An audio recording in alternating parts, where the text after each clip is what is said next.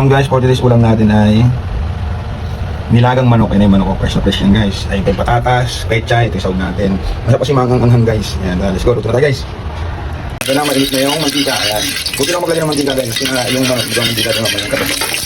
May lalagay ko na natin, sabay natin yan. Bilisan. Natin kami tampo. Sama natin pag-isa guys. Kalimutan kami.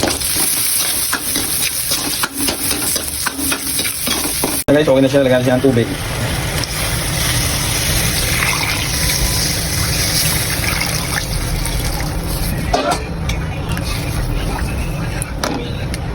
Diba?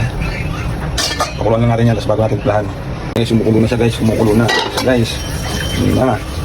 Ito na nilaw guys. Lagyan natin patatas guys.